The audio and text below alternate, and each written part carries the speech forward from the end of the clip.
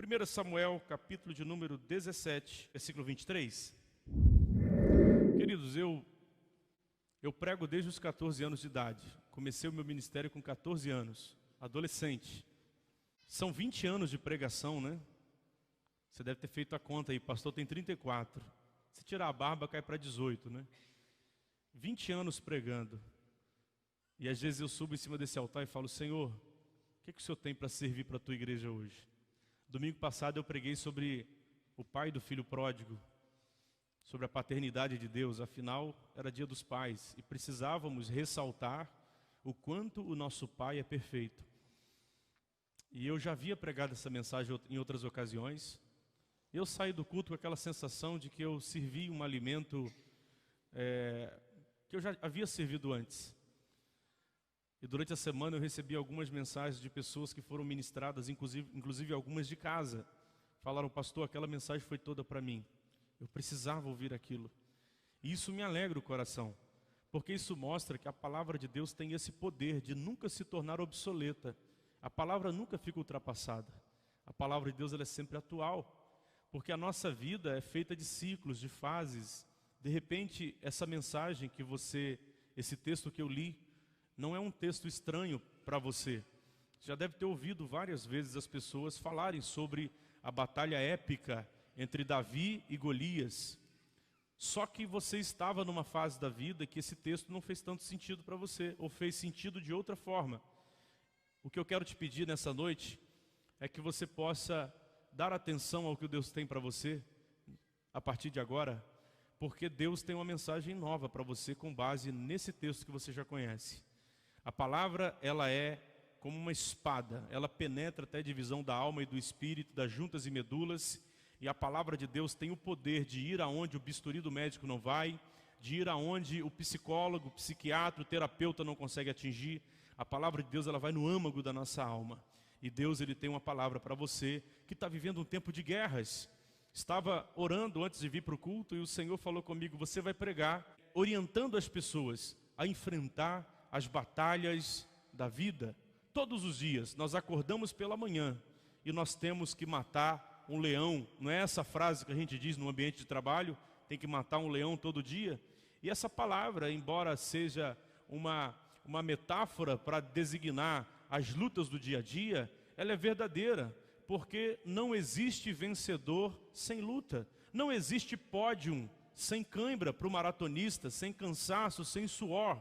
Às vezes as pessoas, elas querem obter os louros da vitória, mas não querem desafios, não querem enfrentar desafios. Eu me lembro até hoje, quando eu entendi isso, quando eu entendi essa questão, eu fui pregar numa igreja lotada, devia ter umas 500 pessoas, e eu perguntei assim: quantos aqui querem ter uma vida vitoriosa? Todos levantaram a mão. Eu repeti por 2 vezes essa pergunta, e as pessoas levantaram a mão e gritaram glória a Deus e aleluia, como se estivessem num estádio de futebol, todas felizes. E eu liberei a palavra, uma palavra que quase ninguém entendeu naquela noite. Falei assim: então está vindo luta para a sua vida. Teve irmão que fez até o sinal da cruz, clamando o sangue de Jesus, porque ninguém quer luta. A gente quer vitória, mas ninguém quer luta. Só que eu desconheço alguém que foi vitorioso sem lutar. Você conhece alguém que venceu na vida, que obteve sucesso, que obteve uma vida extraordinária sem enfrentar lutas e provações? Eu desconheço. Na verdade, nós somos o resultado da maneira como lidamos com os desafios que a vida apresenta.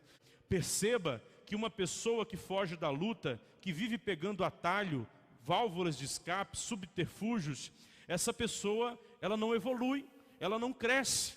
Eu fico observando pessoas que falam assim: ai pastor, a minha vida é uma luta, a minha vida parece que a luta nunca acaba. Que bom que a luta nunca acaba na tua vida. O ruim é quando você vive lutando as mesmas lutas, sabe? A gente tem que passar de nível, a gente tem que lutar outras lutas, mas não as mesmas. O problema é que você não pode deixar de lutar, você tem que lutar sempre, porque senão você não vai ter vitória. E quando nós olhamos para a Bíblia, quando nós olhamos para a palavra de Deus, nós encontramos inúmeros exemplos de superação, de pessoas que com a força de Deus conseguiram ter o seu nome marcado na história por conta da maneira como enfrentaram os seus desafios. E hoje eu quero ressaltar uma das histórias mais belas da Bíblia. Óbvio que em uma pregação de 40 minutos, 50 minutos, eu não vou conseguir tratar de todos os detalhes acerca da vida de Davi, mas eu quero me ater a este fato em particular, sobre a batalha entre Davi e o gigante de Gate, o gigante Golias. Você já deve ter ouvido falar dessa história, você já deve ter ouvido contar essa história, alguns de repente já pregaram sobre esse texto, já contaram a história para os seus filhos, mas eu quero me ater às nuances. O texto revela mais do que uma briga, mais do que uma luta entre dois homens. O texto, a história dessa batalha, ela traz para a gente muitas revelações, e à medida que eu for pregando, eu tenho certeza que o Espírito Santo vai te fazer encontrar sentido nessas palavras. Pois bem, Davi era filho de um homem chamado Jessé, que morava na região de Belém. A palavra do Senhor diz que Jessé, ele tinha 7 filhos, e dentre esses filhos, Davi era o mais moço. Esse jovem, esse garoto de gentil presença, esse moço ruivo, pequeno, franzino, acredita-se que ele era desprezado pela sua família. Pastor, por que você afirma isso? Porque Davi era pastor de ovelhas, e pastorear ovelhas não era um ofício comum a alguém que pertencia a uma família nobre. Considerando que Davi fazia parte de uma família importante, considerando que Davi era parte da família de Israel, pastorear ovelhas não era naturalmente um trabalho que lhe cabia, era um trabalho geralmente dado às mulheres, por conta da sociedade daquele tempo, e era um trabalho dado a escravos. Logo, eu posso inferir que se Davi pastoreava ovelhas e encontrava um certo prazer nisso, então ele não fazia isso por obrigação, ele fazia por alegria. Davi tinha prazer em cuidar das ovelhas. Ele também ocupava um papel, diz a Bíblia, de poeta. Nas horas vagas, durante o momento em que ele estava pastoreando ovelha, de repente ele deixava as ovelhas no pasto e ele começava a compor alguns salmos, algumas poesias, algumas canções, usando talvez da sua harpa. Enquanto tocava, dedilhava a sua harpa, ele adorava o Senhor com algumas das suas composições. Se Davi fosse um compositor do nosso tempo, nós diríamos que as suas composições eram bíblicas, eram composições que remetiam a experiências de livramento, de milagre. O que dizer, por exemplo, de alguns salmos conhecidos de Davi, como o Salmo 23, por exemplo, que alguns acreditam aos servos de Davi, não exatamente a ele, mas alguns também dizem que Davi estava encurralado pelo inimigo quando escreve o Salmo 23, e ele diz: o Senhor é o meu pastor e nada me faltará. E ali ele começa a descrever a forma como ele cuidava das suas ovelhas, remetendo ao cuidado de Deus para com ele em um tempo de aflição. Davi era poeta, Davi era músico, Davi era cantor e Davi era pastor de ovelhas. Uma coisa que Davi não tinha, ou pelo menos até então não havia se revelado, era o seu talento para a guerra, era o seu talento para a luta, era o seu talento para enfrentar grandes desafios. Mas a Bíblia fala que Deus, ele reserva tudo para um tempo certo. Em tudo há um tempo determinado por Deus para que as coisas aconteçam. E um belo dia, diz a Bíblia, que os irmãos de Davi, os mais velhos, Eliabe, Abinadab, Samá, os 3 mais velhos, eles já estavam alistados no exército de Saul. E Saul reúne todo o exército de Israel para uma batalha contra o seu arqui-inimigo, os filisteus. Eles estavam acampados em um vale, de um lado estavam os filisteus e de outro lado estava o exército de Israel. Ali estavam também os irmãos de Davi. E Jessé então, percebendo que a batalha estava se arrastando por um longo tempo, chama o seu filho mais moço e fala: Davi, eu preciso que você vá até o acampamento de batalha e busque notícias dos seus irmãos, busque notícia do rei, busque notícia do povo de Israel. O pai entrega na mão de Davi um lanche, uma marmitinha com queijo, com alguns lanches, pães, para que ele levasse para os seus irmãos. Davi, como era responsável, escolhe alguém para cuidar das suas ovelhas enquanto ele estava ausente. E ele parte para essa viagem em direção ao campo de batalha. Davi vai levando a marmitinha para os irmãos, um carregador de marmita. Era assim que as pessoas enxergavam Davi. Alguém que era responsável pelo lanche, alguém que não tinha habilidade para a guerra. Davi era desprezado pelos seus irmãos, pela sua família. Davi era alguém que não tinha o apreço dos seus. Nota-se isso quando Samuel vai ungir o novo rei de Israel. todos os irmãos de Davi estavam enfileirados, com roupinha de culto de domingo, todos perfumados. E onde é que estava Davi? Lá no mato, cuidando de ovelha. E aí a gente aprende o seguinte: Deus não procura quem cheira trono, Deus procura quem cheira ovelha. Deus não procura quem vai fazer, Deus procura quem está fazendo. Deus não procura teóricos, Deus procura práticos, gente que coloca a mão na massa para trabalhar para o Senhor. Nós percebemos o desprezo que tinham por Davi quando ele chega no acampamento de guerra. Tão logo seus irmãos perceberam a presença de Davi, perguntaram: o que é que você veio fazer aqui? O que você está fazendo aqui no campo de batalha? Aqui não é o seu lugar. Davi então diz qual era o motivo, qual era a razão da sua viagem. E os irmãos então o desprezam de maneira muito profunda. Olha, querido, eu quero dizer uma coisa para você.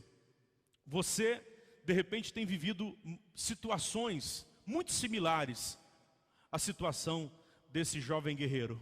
De repente as pessoas olham para você e não te enxergam como um vencedor. De repente as pessoas olham para você e te enxergam como um carregador de marmita, como alguém que não tem habilidade para a guerra. De repente até mesmo você não se enxerga com essas habilidades. Só que eu quero liberar uma palavra de Deus sobre a tua vida nessa noite. De repente você tem algo guardado aí dentro de você que Deus ainda não revelou. Você tem muitos dotes, você tem muitas habilidades, você tem muitos talentos, mas ainda há dentro de você alguns medos, alguns problemas em lidar com grandes guerras. E você de repente tem se deparado com desafios muito grandes e se pergunta: Senhor, será que eu tenho habilidade para vencer? Será que eu tenho chamado para isso? Será que o Senhor reservou essa batalha para mim mesmo? Você muitas vezes se julga imerecedor de ter uma vida abençoada. Os seus irmãos estão lá, tem muita gente andando na sua frente, e você se vê lá atrás se perguntando: meu Deus, quando é que a minha vida vai dar um passo maior? Quando é que eu vou conseguir que as pessoas olhem para mim e me vejam como uma pessoa vencedora? De repente nem você acredita no seu potencial. Só que Deus está dizendo o seguinte: olha, eu reservei um tempo, eu reservei um lugar, eu reservei pessoas, eu reservei uma situação. Essa situação será o marco de Deus na sua história. Essa situação será o divisor de águas de Deus na sua vida. Deus está preparando todo um cenário, e esse cenário será a plataforma de exaltação de Deus. Esse cenário que Deus está preparando será a mudança de Deus para a tua vida. Veja bem, eu continuo afirmando para você de maneira profética: Deus vai permitir com que um gigante se levante, e eu quero que você esteja muito atento ao que eu vou dizer para você. Esse gigante que vai se levantar não é para sua vergonha, é para sua honra. Esse gigante que vai se levantar, Deus está dizendo para você nessa noite: aquieta o teu coração, porque vai se levantar um gigante, e não é para te envergonhar. Esse gigante, ele vai te promover para um outro patamar, para um outro nível que Deus tem para a tua vida. Esse gigante será a marca que Deus está preparando para poder mudar o rumo da sua história. Esse gigante vai arrancar a vergonha de você. Esse gigante vai te apresentar para o mundo. Esse gigante vai fazer com que todos olhem e vejam que Deus é na sua vida. Quem não acreditava vai ter que acreditar. Quem não via vai ter que ver. Aos olhos de todos, o Senhor te fará um vencedor. Davi vai para o campo de batalha, e quando ele chega ali, ele vai ouvir. Ele está ali conversando com os soldados, e de repente ele ouve um grito. Os filisteus fizeram a seguinte proposta: nós vamos pegar o nosso melhor guerreiro, e vocês vão pegar o melhor guerreiro de vocês, e eles vão lutar. E nessa luta, quem vencer representará todo o exército inteiro vence junto, e o outro exército vai se submeter a gente, vai declarar a nossa vitória. Só que eles sabiam que eles tinham um guerreiro diferenciado ali. Eles tinham um guerreiro chamado Golias. Golias tinha mais de 2 metros de altura, diz a história. Era um gigante, era um homem experimentado na guerra, era um cara que arrancava a cabeça, era um cara perigoso. Golias ia na frente e começava a esbravejar, dizendo: e aí, povo? E aí, israelitas? Não há homem em Israel para lutar comigo? E sabe o que acontecia com os irmãos de Davi e com os demais soldados? As pernas tremiam, ficavam amedrontados, ninguém tinha coragem de lutar contra aquele gigante. As pessoas olhavam para ele e tremiam as pernas, o medo lhe invadia o coração. Queridos, o medo, ele nos paralisa, o medo nos cega. Você já esteve numa situação com medo? Você já passou por uma situação onde você viveu um pânico terrível? Se você já viveu isso, sei lá, um assalto, um acidente, alguma situação como essa, você sabe do que eu estou falando. O medo nos paralisa. Você fica cego, sem reação, não sabe exatamente o que fazer. Só que quando você é cheio do Espírito Santo, uma situação que deveria te causar medo, na verdade é o combustível para que o nome do Senhor seja glorificado. Uma situação que deveria te causar pânico, vai na verdade ser o combustível para que o Senhor te use naquele momento. Aonde alguém enxerga crise, você vai enxergar oportunidade. Aonde os irmãos de Davi enxergavam medo, crise, problema, Davi chega e vai enxergar oportunidade. A palavra diz que Davi chega e fala bem assim: peraí, que grito é esse? E ele vai entrando no meio dos soldados, e ele fala bem assim: é isso mesmo que eu escutei? Quando Golias esbraveja, Davi vai dizer o seguinte: quem é esse incircunciso que está zombando do Deus de Israel? Fala comigo essa palavra bonita, fala incircunciso. Se fosse hoje o xingamento seria outro, né? Mas Davi fala bem assim: quem é esse incircunciso? Quem é esse incircunciso que está zombando do Deus de Israel? Eu achei muito interessante quando ele fala isso, porque isso revela a convicção que Davi tinha da proteção de Deus sobre a sua vida. Sabe por quê? A circuncisão era a marca de Deus na vida de todo judeu. Todo filho de Abraão era circuncidado. Para você entender o que é circuncisão, para quem é visitante, era como se fosse uma operação de fimose. Era um ritual que todo garoto passava por esse processo da circuncisão. Uma vez circuncidado, ele passava a fazer parte da nação eleita, da nação de Israel, e gozava da proteção de Deus, da prosperidade de Deus, do cuidado de Deus sobre a sua vida. Quando Davi expressa dizendo quem é esse incircunciso, ele está dizendo o seguinte: quem é este que não tem a marca de Deus na sua vida? A circuncisão era a marca do judeu, era o selo de Deus sobre o judeu. Pastor, mas eu tenho essa marca, eu não sou judeu. Só que lá em Efésios capítulo 1, versículo 13 e 14, a palavra do Senhor diz assim, que depois que nós ouvimos a palavra da verdade, o evangelho da salvação, e cremos nesse evangelho, nós recebemos o selo do Espírito Santo de Deus na nossa vida. E esse selo do Espírito Santo é que garante que somos propriedade de Deus. É o penhor, é a garantia de que quando acontecer o arrebatamento da igreja, nós vamos subir. O Senhor nos selou com o Espírito Santo de Deus. E se a gente for para João, João vai dizer o seguinte: aquele que é de Deus, o maligno não toca. Aquele que é de Deus, o maligno não toca. Você conseguiu juntar os pontos agora? Se Golias era incircunciso, logo ele não tinha marca. Se ele não tinha marca, então ele não tinha proteção de Deus. Então se ele não tinha proteção de Deus, meu irmão, não tinha nada que temer o gigante, porque Davi era circuncidado. Então Deus está dizendo o seguinte para você: você tem uma marca de Deus na sua vida. O Espírito Santo de Deus está sobre você. A unção de Deus está sobre você. Então sim, aonde um servo do Senhor coloca o pé, ele tem que ser diferente naquele lugar. O seu currículo tem que ser diferente. Quando você for fazer uma venda, tem que ser diferente. Quando você for atender alguém no seu trabalho, tem que ser diferente. Porque há uma unção de Deus sobre você. Você precisa se enxergar como um príncipe, como uma princesa de Deus. Você não é um qualquer. Às vezes eu vejo as pessoas subindo no altar e falando assim: ah, irmão, eu não sou nada, eu não posso nada. Então desce daí, irmão. Não, você é alguém sim. Você é alguém sim, você é alguém selado pelo Espírito Santo de Deus. Deus habita dentro de você. E o Senhor está dizendo para a igreja aqui nessa noite: não importa qual o gigante que se levantar diante de você, não tema, vá na direção do gigante, porque maior é quem está contigo do que quem está com ele. Davi vai se sentir profundamente incomodado, indignado. Fala comigo, indignação.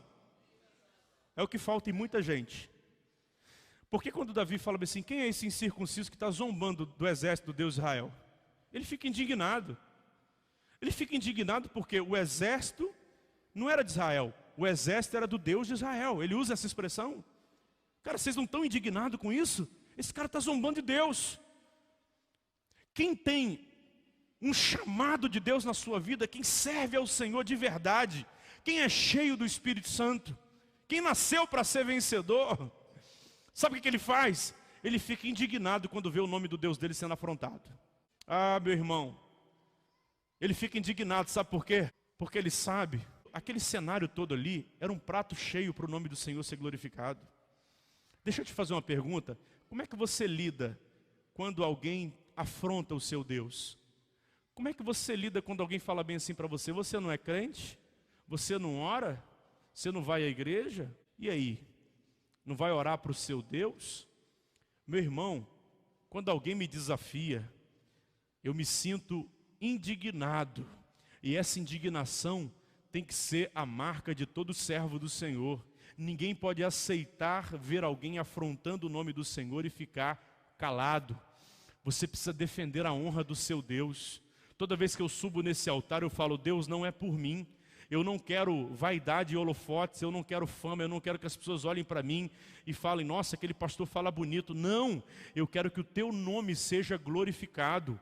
Eu não posso fazer feio porque o teu nome é que está sendo glorificado. Por isso que Davi, quando está numa situação terrível, ele fala bem assim, que prazer o Senhor teria na minha morte. Que glória eu terei em morte, eu quero viver para que eu possa louvar o teu nome, para que eu possa te glorificar em vida. Então deixa eu liberar uma palavra de Deus para você mais uma vez nessa noite, em nome de Jesus. Levante a mão para o céu se você quer receber essa palavra. Ei, meu irmão, Deus não vai te colocar num processo para você ser envergonhado. Deus permite que as situações aconteçam, e quando você se coloca diante do Senhor indignado, quando você entra no teu quarto de guerra, e luta com Deus como já lutou, quando você entra em oração, em batalha com o Senhor, e você diz, Deus, eu não aceito, não é por mim, mas é pelo teu nome. Sabe o que Deus vai fazer? Ele vai descortinar os céus, Ele vai enviar um exército de anjos, Ele vai pelejar por você. Não é porque você tem olhos claros e cabelos bonitos, não é porque você tem um sobrenome bacana. Deus vai se levantar a seu favor para mostrar que Ele é Deus, que Ele tem poder de fazer o impossível se tornar possível, que Ele tem poder de entrar numa UTI, que Ele tem poder de arrancar alguém do crack, que Ele tem poder de salvar um casamento. Deus vai mostrar o seu poder, e você saberá que Ele é Deus.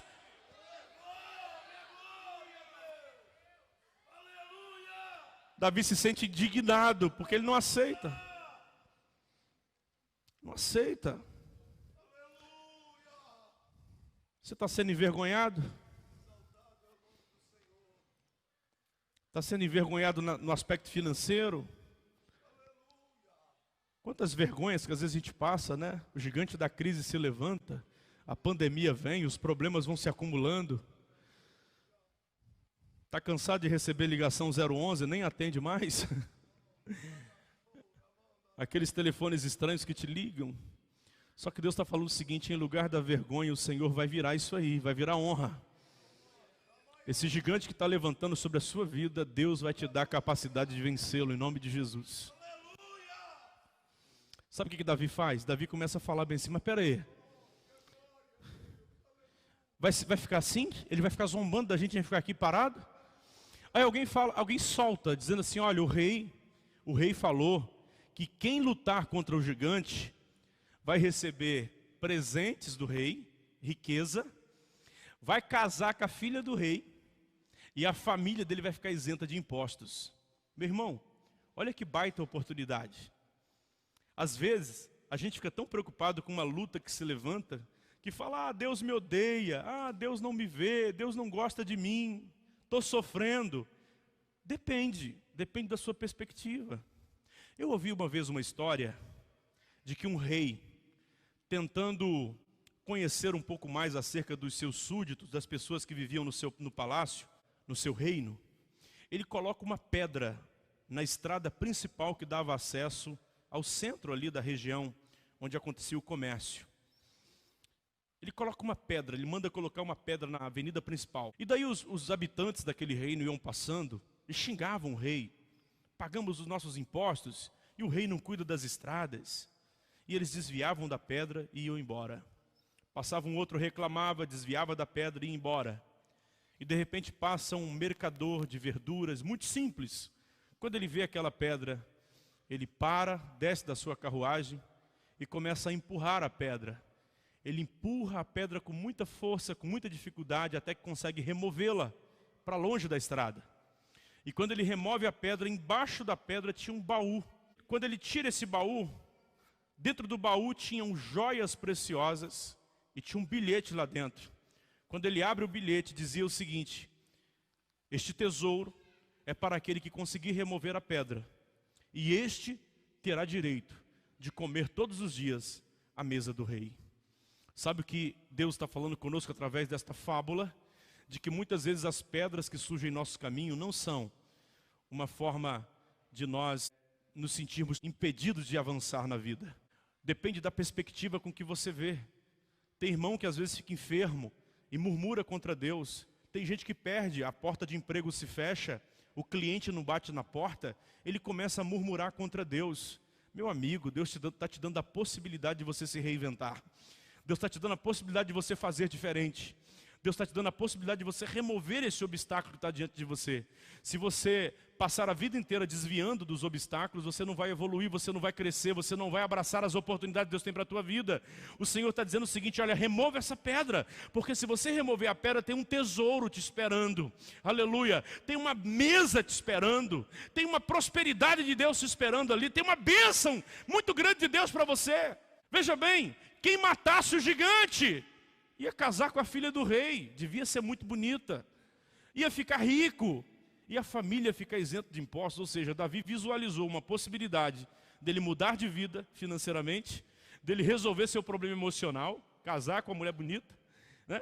E ainda abençoar sua família. Deixar de ser a ovelha negra da família, o feinho, o patinho feio, e agora ser o abençoador da casa. Olha que coisa linda, Deus tem isso para você também. Deus quer te prosperar. Esses dias eu falei com a minha filha assim, falei: filha, ela fala que ela vai morar fora do Brasil, que ela vai estudar em Harvard, e eu deixo ela falar essas coisas assim, sabe? Eu deixo ela falar assim: você vai dar um carro de presente para papai? Eu falei assim: vou te dar um carro. Eu falei: mas vai ser carro velho, carro feio? Eu falei assim: não, eu vou te dar um carro bonito, daqueles vermelhinhos, papai. Eu falei: a Ferrari, é esse aí mesmo, vou te dar um carro bonito. Você vai me levar para morar também junto com você lá fora? Vou cuidar de você e da mamãe. E eu liberei essa palavra sobre a minha filha. Eu falei: amém, minha filha, eu tomo posse dessa palavra em nome de Jesus, e eu vou orar para Deus te prosperar, para Deus te abençoar. Sabe por quê? Porque Davi era o último, era o menor da casa, mas ele vai ser o abençoador da sua família. Olha o que Deus está falando aqui. Deus vai pegar você pequenininho, você ruivo, de gentil presença, você que muitas vezes ninguém dá nada para a tua vida. Daqui a pouco Deus vai te dar uma ideia extraordinária, daqui a pouco Deus vai te dar uma estratégia que não deu para mais ninguém,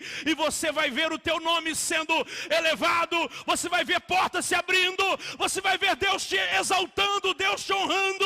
E sabe o que vai acontecer? Você vai voltar e vai ser bênção para as pessoas que não acreditaram que Deus podia ser na sua vida. Tem pessoas que falam bem assim: o dia que Deus me der um carro, eu vou jogar lama naquele ali. Eu não dou carona o dia que Deus me der meu carro. Não faz isso não.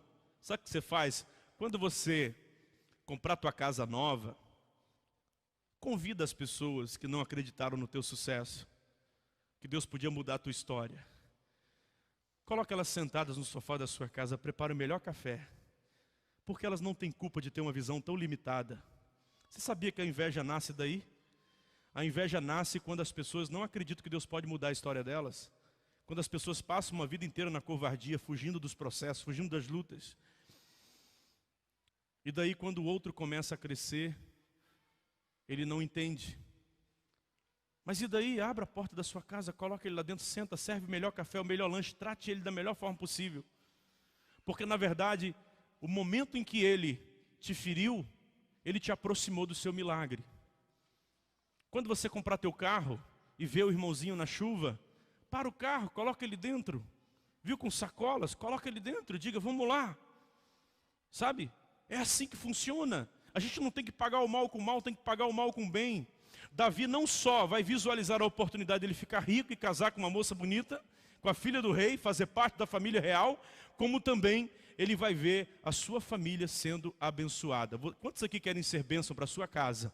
Quantos aqui querem cuidar do seu pai na velhice? Quantos aqui querem abençoar os seus, aqueles que estão próximos a você? Deus tem isso para a tua vida. Quantos aqui querem casar com uma moça bonita, rapazes? Boaz levantou a mão. Quantos aqui querem casar com um rapaz bonito? Olha que coisa linda. Quantos aqui querem ficar ricos? Todos nós queremos. Então deixa eu falar uma coisa para você. Primeiro tem que matar o gigante. Primeiro você mata o gigante. Vai acontecer tudo isso na sua vida. Qual o gigante você tem que matar aí? Pergunta para o teu irmão, pergunta para ele, qual é o gigante que você tem que matar para conquistar tudo isso?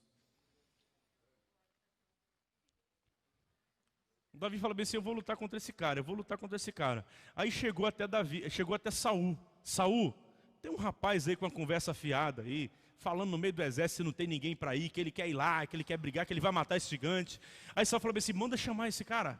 Saul pensou que vinha um cara forte, guerreiro. Entra um garoto. Parecia eu quando casei, 60 quilos, tinha nariz, pescoço e orelha. Só isso, magrelo, pastor Ami me engordou. Entra na tenda um garoto, pequeno, novinho, com estilingue no bolso. Aí Saul falou bem assim, é seu pai que vai brigar com o gigante? Quem é você? Não, sou eu, rei. É eu mesmo que vou lutar contra o gigante. Mas você não pode ir, você é um garoto muito novo, ele é um soldado experiente na guerra. É como se Saul estivesse perguntando assim, você é inexperiente? Você tem alguma coisa para me dizer, alguma evidência? Para me dizer que você tem capacidade de lutar contra esse gigante? Aqui, preste atenção, aqui está uma das partes mais lindas dessa história. Porque os bastidores da nossa vida, aquilo que fazemos nos bastidores, e que ninguém vê, serve para construir o nosso currículo, de modo que quando formos enfrentar o maior desafio da nossa vida, o que fizemos nos bastidores fará toda a diferença. Não entendeu? Às vezes nós queremos aplausos e holofotes, queremos ser vistos, queremos romper, queremos avançar, só que nós desprezamos os bastidores. Quando Saul faz essa pergunta, Davi fala bem assim, rei, mas eu tenho experiência, eu tenho currículo. Você sabia que eu já matei um leão e já matei um urso? Davi havia matado um leão e havia matado um urso enquanto estava pastoreando as suas ovelhas. Esses animais tentaram arrebatar uma das suas ovelhas, ele lutou contra o leão, lutou contra o urso, venceu eles. E agora ele vai dizer para o rei, eu venci um leão, eu venci um urso e eu vou vencer esse gigante também. E sempre quando eu leio esse texto, o Espírito Santo fala no meu coração assim, filho, quantas pessoas que estão matando leões e ursos e ninguém está vendo? Quantas pessoas estão lutando batalhas em silêncio? Você não compartilha com ninguém, mas Deus conhece o seu choro, Deus conhece a sua lágrima, Deus sabe quando você passa por alguns processos que você não fala para ninguém. Esses são os leões e ursos que você está matando. Deus sabe quando você desce na madrugada em oração. Deus sabe quando você dobra os joelhos e você não tem nem palavras para falar com Deus, só lágrima, lágrima, choro. Deus conhece as suas guerras mais íntimas. Deus conhece as suas guerras mais profundas, as suas guerras silenciosas, os gritos da sua alma. Deus conhece. Quem está me entendendo, diga glória a Deus. Então a palavra de Deus para você é o seguinte, continue matando o leão e o urso, porque daqui a pouco Deus vai preparar uma plateia selecionada. O gigante vai se levantar. E tudo isso será o cenário criado por Deus para o teu protagonismo, para que a honra e a exaltação de Deus cheguem sobre a sua vida. Quem crê nisso, diga glória a Deus. Davi matou um leão, matou um urso. E ele falou, eu vou vencer esse gigante. Sabe o que é interessante? Leão e urso e gigante representam os nossos 3 maiores inimigos. O leão, ele representa o diabo, que não é leão, mas a Bíblia fala que ele é como o leão, ele ruge como o leão. Leão a gente sabe quem é. O leão é o nosso Cristo glorificado. Mas o diabo, ele ruge como um leão, andando ao nosso derredor, buscando a quem ele possa tragar. Leão aqui que Davi venceu representa o diabo, que é o nosso adversário, é quem age nos bastidores, é quem lança setas, dardos inflamados contra a nossa mente, é quem te leva muitas vezes a uma depressão, é quem te faz desistir, é quem muitas vezes te faz ficar trancado dentro de um quarto, é quem te induz ou tenta te persuadir a abandonar o teu casamento, abandonar a sua vida, a desistir de tudo. O diabo é o grande maestro, é o mentor desse sistema montado para nos tirar da presença do Senhor. O diabo é o nosso adversário, diz a Bíblia. Davi venceu o diabo. Como é que eu faço para vencer o diabo, pastor? Tem como eu fugir do diabo? Não. Se você sair daqui e for para a tua casa, o diabo vai atrás de você. Sangue de Jesus tem poder, vai. O diabo, ele não obedece paredes, o diabo não obedece espaço, tempo. Ele vai aonde você estiver. Mas a Bíblia diz que eu preciso resistir ao diabo. Eu preciso resistir ao diabo. Ou seja, ao mesmo tempo em que Satanás vem contra a minha vida, eu resisto debaixo de oração, eu resisto debaixo da palavra de Deus. Jesus venceu no deserto, dizendo, está escrito na minha palavra. Ou seja, Jesus venceu pela palavra. Tem homens na Bíblia que venceram pela oração. Existem inúmeros exemplos de pessoas que resistiram ao diabo. Se você quer ser vencedor, então vença o diabo. Quando Davi vence o urso representa o mundo. Fala comigo, mundo. Não o mundo cósmico, não o mundo, as pessoas. O mundo aqui que Davi venceu representa todo o sistema montado pelo diabo para nos tirar o foco da presença. O sistema diabólico é composto por mídia, por cultura, por música, por tudo aquilo que venha nos tirar do foco da cruz, nos oferecendo um prazer momentâneo, nos oferecendo algo muito fácil. Vivemos em uma sociedade totalmente hedonista, que busca o prazer. Se te dá prazer, então faça. Não é assim que o povo diz? Se te faz se sentir bem, então pode entrar de cabeça. Uma sociedade libertina, que não obedece regras, nem princípios e nem valores. Como é que eu faço para vencer o mundo? Me afastando do mundo, rompendo todo lastro, toda amizade com o mundo. João diz, não ameis o mundo e nem o que no mundo há. Se alguém ama o mundo, o amor do Pai não está nele, porque o mundo passa e os seus desejos, mas aquele que faz a vontade de Deus permanece para sempre. Quer vencer? Então se afaste do mundo. Comece a ser mais seletivos com relação às pessoas com quem você anda, os lugares que você frequenta, aquilo que os teus olhos veem. Seja mais seletivo. Tem gente que quer vencer na vida, mas ele não desgruda, ele continua mantendo o seu cordão umbilical ligado ao mundo.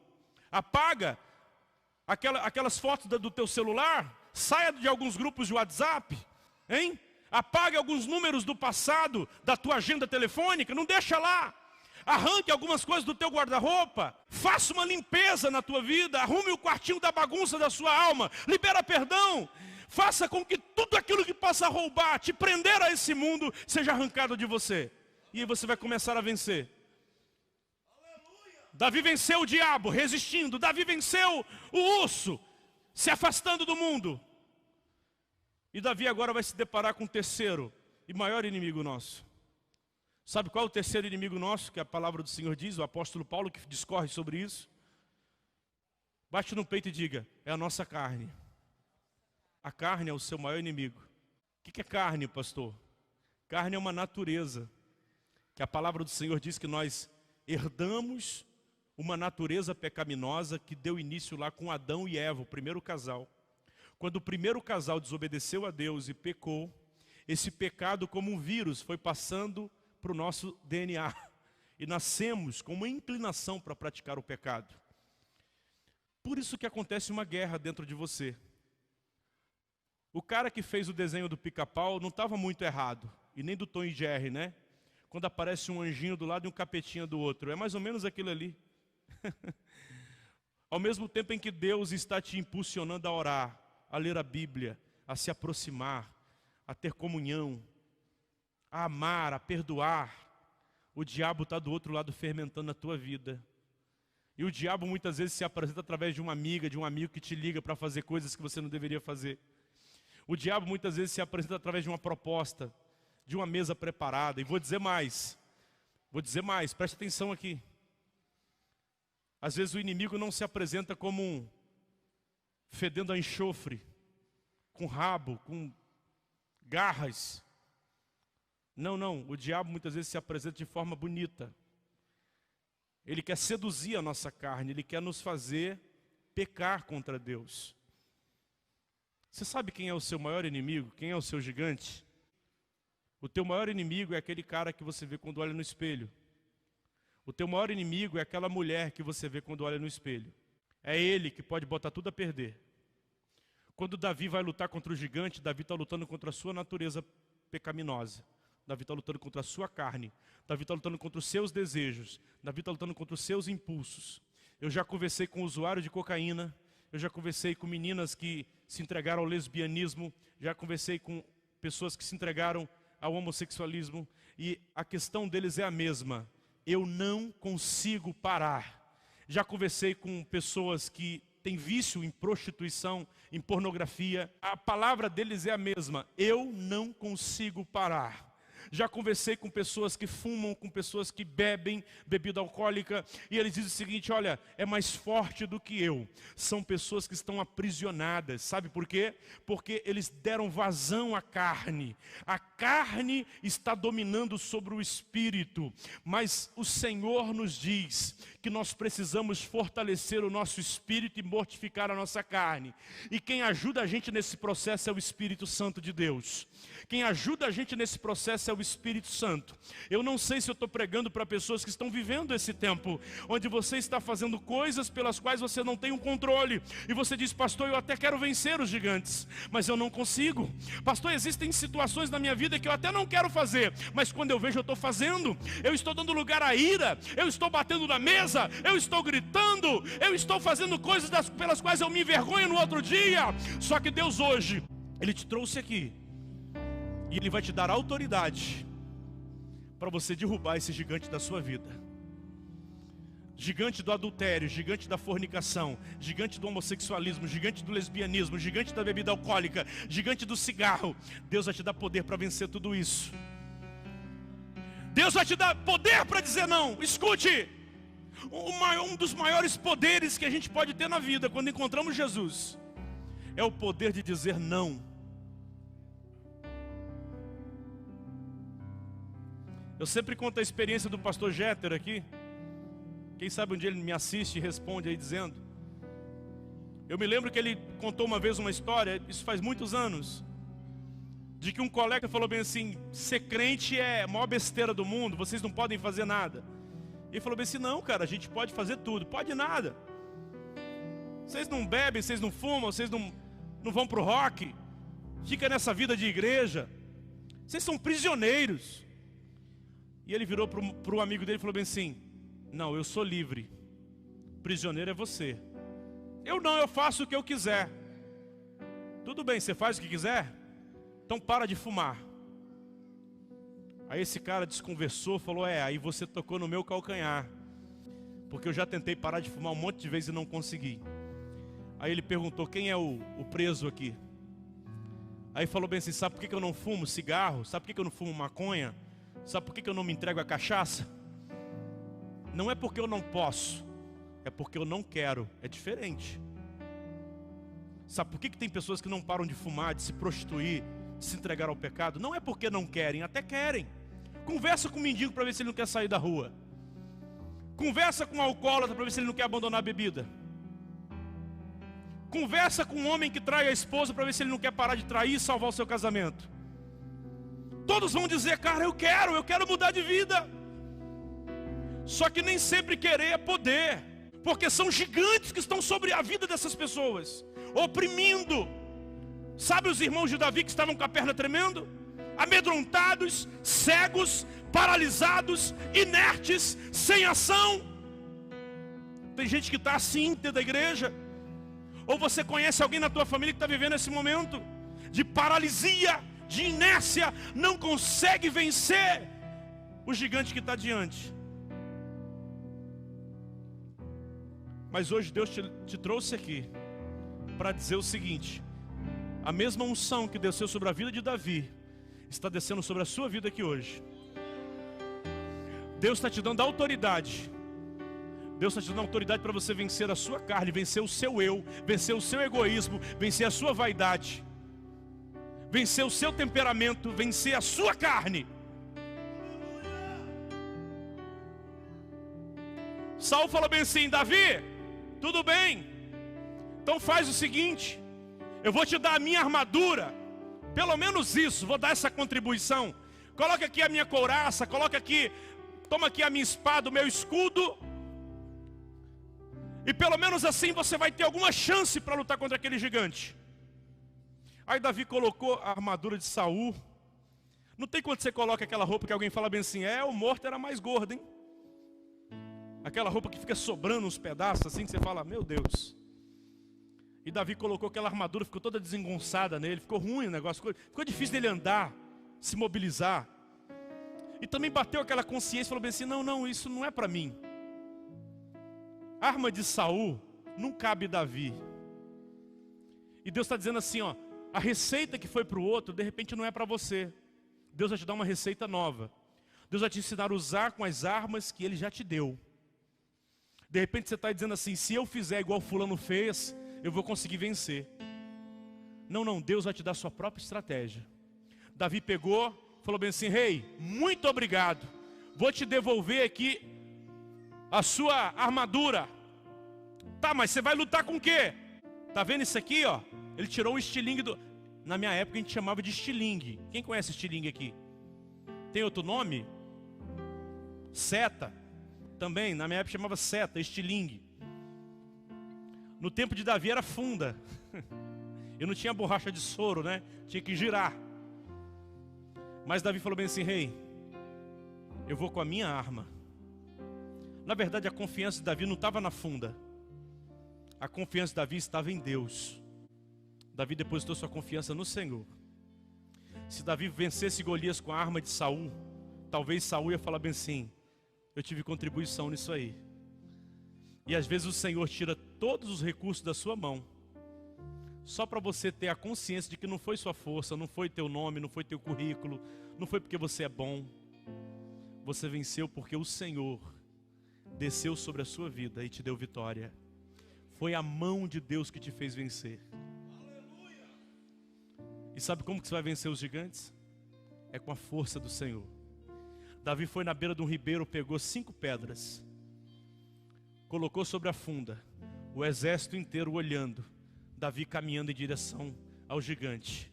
O gigante se sentiu humilhado quando viu uma criança vindo na sua direção, um garoto.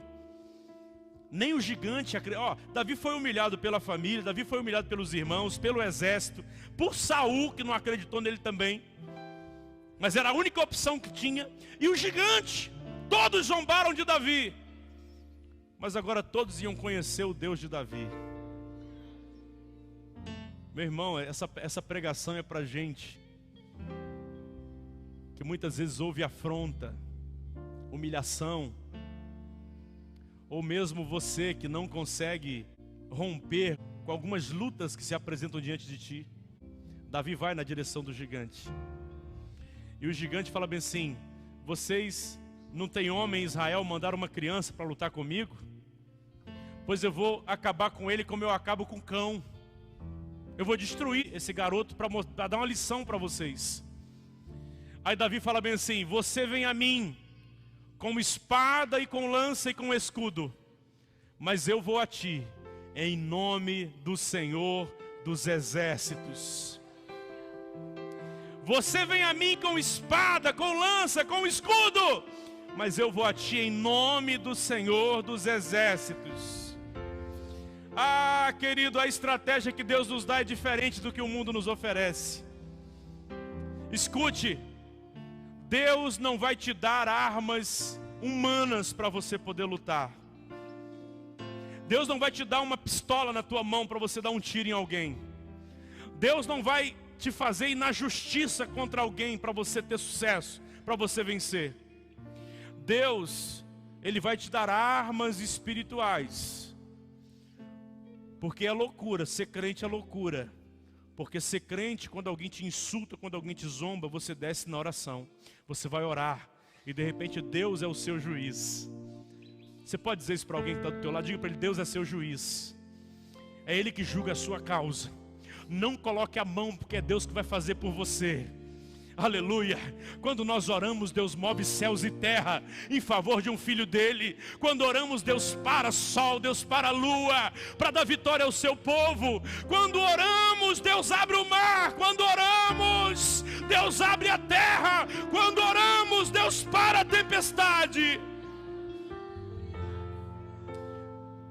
De repente eu estava pregando aqui, você estava pensando assim: ah, pastor, como é que eu vou vencer esse gigante, pastor? É com oração, é descendo, é dobrando o teu joelho, é botando a boca no pó, que Deus vai salvar o teu filho. É colocando a boca no pó, que Deus vai entrar com salvação dentro da tua casa. É colocando a boca no pó, que Deus vai libertar pessoas que estão próximas a você. É orando, é orando, é orando. Eu preguei aqui uma vez, não faz muito tempo, eu já repeti isso algumas vezes aqui. Eu sou filho de pastor. Minha família inteira serve ao Senhor. Na minha adolescência para a juventude, às vezes eu pulava a janela, ia para alguma festa mundana, aprontava, pulava a janela de novo de volta para casa, umas 3 da manhã. E eu me lembro que quando eu estava pegando no sono, a minha mãe e o meu pai entravam no quarto, colocava a mão sobre a minha cabeça e começava a sussurrar dizendo: Senhor, eu não aceito perder meu filho para o diabo. Liberta ele, Senhor. Liberta o meu filho. A lágrima descia no meu rosto e eu me sentia muito mal naquele momento. Eu falava: Deus, eu estou envergonhando os meus pais. Às vezes a minha esposa usa essa frase: o que não se resolve falando, se resolve orando. Quando o argumento já não é mais suficiente, ore, porque a oração fará com que o céu se levante a seu favor. A oração fará com que o céu se levante a seu favor. O que é orar, pastor? Orar é falar com Deus. Converse com o Senhor, apresenta ao Senhor a sua causa. Davi falou em alto e bom som: você vem a mim com espada e com lança. Você vem a mim com grosseria, você vem a mim com armas humanas, você vem a mim com argumentos, você vem a mim com opressão, você vem a mim com humilhação, mas eu vou a ti em nome do Senhor dos exércitos. Não é por mim, é em nome de Deus. É no nome do Senhor que eu vou na sua direção. E o Senhor está me usando para dizer para você: nessa batalha você não vai ter que pelejar, meu querido. Nessa batalha Deus vai pelejar por você. Ou você acha que Davi acertou a cabeça do gigante porque ele era bom de mira? Não, ali foi o Espírito Santo de Deus conduzindo aquela pedra em direção ao único lugar onde estava aberto aqui. Golias estava com um capacete. O único lugar onde a pedra poderia atingir, atingiu. Por quê? Porque Davi é bom de mira? Não, porque Deus conduziu as mãos de Davi. É Deus quem vai conduzir as tuas mãos para você fazer obras extraordinárias. Levante a mão para o céu, assim, assim, assim, assim, assim. O mesmo Deus que ungiu as mãos de Davi está ungindo as suas mãos. E sabe o que eu estou vendo aí na tua mão? Eu estou vendo prosperidade. Eu estou vendo Deus ungindo a tua mão para você fazer desenhos que você até hoje não fez. Eu estou vendo Deus ungindo as suas mãos para você tocar e a prosperidade de Deus vir sobre a sua vida. Aonde você colocar as suas mãos haverá cura. Aonde você colocar a sua mão haverá restauração. Aonde você colocar as suas mãos acontecerá uma obra-prima linda que você ainda não fez. Uma costura, um móvel, alguma coisa você vai fazer que você até hoje fez de um jeito, mas Deus está te ungindo para você fazer de um jeito extraordinário. A partir de hoje, em meio à crise, Deus está ungindo as suas mãos. Esse gigante vai ter que cair por terra em nome de Jesus.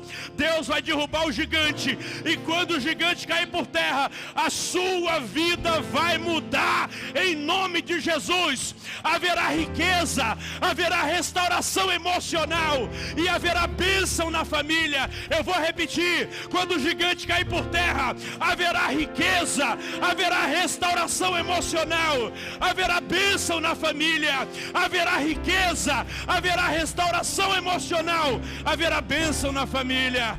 Receba essa palavra profética em nome de Jesus. Meu irmão, preste atenção aqui. Davi foi para a guerra como um carregador de marmita. e voltou da guerra como um guerreiro, o homem que derrubou o gigante e deu vitória a Israel. Quem sabe você entrou nesse culto desacreditado, mas eu profetizo no nome de Jesus que você sairá daquela porta para fora como alguém que vai derrubar e vai vencer os gigantes que se apresentarem diante da sua vida. Tem alguns pregadores mais apaixonados que dizem que Davi pegou 5 pedras, porque uma ele matou Golias, e ele guardou mais 4, para caso viessem outros gigantes, ele também ia derrubar. Aleluia! Deus vai te dar poder para você derrubar os gigantes da vida. Eu quero orar por você nesse momento. Eu quero orar por você. Feche teus olhos. Feche teus olhos. Eu não te conheço. Eu não sei as lutas que você tem vivido no seu dia a dia. Mas o Senhor te trouxe a esse culto, não foi por acaso. Deus te trouxe aqui porque Ele queria que você soubesse que Ele é poderoso para te dar vitória. Senhor, contempla agora a tua igreja, Deus. Aqui diante de mim tem pessoas comuns, mas que um dia foram marcadas pelo teu Espírito Santo. E depois que foram marcadas, passaram a ter a proteção do Senhor, passaram a ter o selo do Espírito Santo em suas vidas. E tua palavra diz que aquele que é de Deus, o diabo não toca. Senhor, nos ajude a vencer os nossos inimigos, a vencer o diabo, a vencer o mundo, e principalmente a vencer o nosso eu, a nossa carne, a nossa natureza pecaminosa. Deus, tem gente que vai sair desse culto e vai levar essa mensagem no coração, e a partir de hoje não aceitará de forma passiva qualquer tipo de afronta contra o seu Deus. Não aceitará de maneira passiva a humilhação. Não responderá com armas humanas, com ferramentas humanas, mas entenderá que é na força de Deus, é descendo na oração, é na palavra, é através do jejum, de uma vida de santidade, que nós vamos vencer os gigantes que se levantarem contra nós. Fortaleça a tua igreja com essas palavras. Console o teu povo, ó Deus, com essas palavras. Em nome de Jesus. Em nome de Jesus. Você pode aplaudir o Senhor. Deus é maravilhoso.